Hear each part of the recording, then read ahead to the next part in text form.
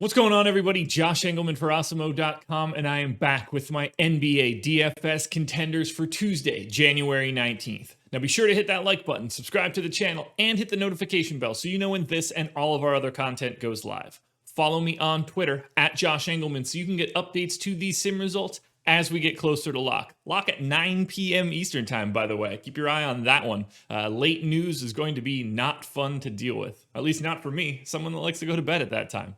Anyway, one last thing. Let me know in the comment section, who are your favorite plays on FanDuel for tonight's slate? We're rounding out the bottom of my top 10 with Eric Bledsoe, Isaiah Roby, Lonzo Ball if he is back, Darius Bazley, and NIKOLA Jokic on the outside looking in. Who will be the favorites for Tuesday's slate? It's time to find out. First up, I'm going to Jamal Murray, 7,800 point guard eligibility, projected for 35 fantasy points. The goal is 49. Now, he's not doing that all that frequently, but he shows up in the optimal lineup 54% of the time. He's getting big minutes, 35. Usage is starting to creep up a little bit. I've got him projected for 26%. And you know, you're getting scoring. 22, 4, and 4 is the baseline projection. You're hoping that he's feeling it early and continues to shoot. You're going to need Jamal Murray to have an outlier shooting day for him to get there, and that's fine. Jamal Murray is the type of guy that can get hot. It's a neutral pace matchup. I'm projecting him as basically a 1 fantasy point per minute guy, which is what he is. This is just where he's at from a price perspective. 7,800 is $200 or $300 cheaper than he should be. That's what's creating the value. That's what puts Jamal Murray into the 5 spot. Next up, number 4, we're going Zion Williamson. Power forward eligibility, 7,800, projected for 37. The goal is 49.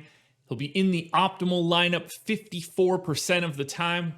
You know what you're getting out of Zion at this point. He looks fantastic. 34 minutes, close to 30% usage, 23 and 7. Not a ton of assists. You're hoping to get a couple steals and blocks, and that's where it really comes into play, particularly on FanDuel. If you can get a couple additional steals and blocks, that's where Zion can have a bigger performance.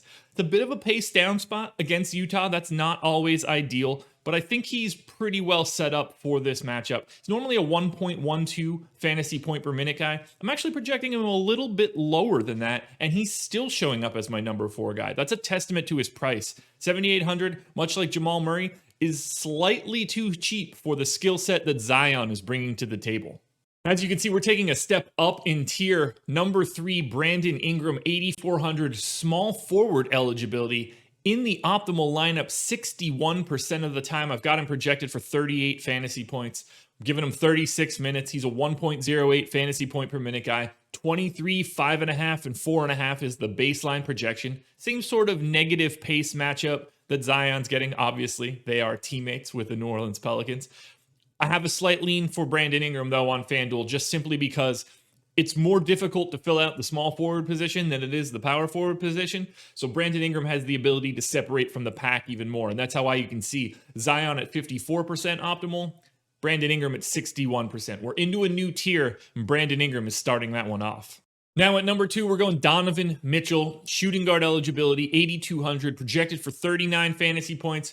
You're hoping to get 50. Probably won't matter all that much on a 2-game slate. So he is in the optimal lineup 64% of the time, 36 minutes, a 1.1 fantasy point per minute guy. Big time usage, 32%. Now it's all scoring, 26, 5, and 4. Well, 26, 5, and 3.7, but I'm going to round up, try and help Donovan Mitchell out a little bit. Kind of the same sort of story as Jamal Murray. You just need a little bit more scoring oomph. The steals are nice. He averages 1.1 in this matchup. You're hoping to get 2 or 3. That's where the points will really come from. Same story, though. This isn't a great pace matchup for Utah. They're down 1.5 possessions over their normal averages. It's just not a quick game, unfortunately. So this comes down to price once again. And Donovan Mitchell at 8,200 is like $200 or $300 too cheap for this slate. That's why you see him coming into the 60s. 64% of the time, in fact. We're close to 2/3 of the time, rather, that Donovan Mitchell is in the optimal lineup. You're really going to need to get these guys correct, but right now, Donovan Mitchell is at 2. But who is at number 1? And before we get to number 1, one last reminder, hit the thumbs up, hit that like button. It helps us out tremendously. Subscribe to the channel so that we can get to 50,000 subscribers by the Super Bowl. And finally, follow me on Twitter at Josh Engleman. It's the only place that you can get my updates, unless you're nice and you hit me up on our premium Slack.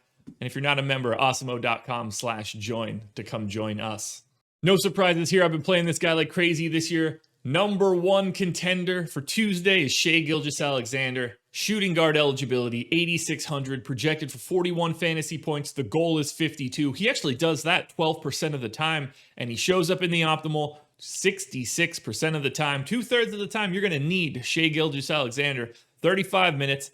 Entering the season, he was basically a 1 fantasy point per minute guy. That's so much higher now. Massive increase in usage, 26% in fact. 21.5 points, 7 assists, 5 rebounds. He's doing a little bit of everything. Again, you would hope for a little bit more pace in this matchup. You're just not getting it, but that's okay. It's only 2 games. Everybody's playing sort of on the same playing field. And if that is the case, SHAI Gilgeous-Alexander is at the top of the heap. Right now, there doesn't appear to be any news for the Thunder. We know that Al Horford is out. SHAI sees an even bigger creation aspect with Horford off the floor. I love every bit of this.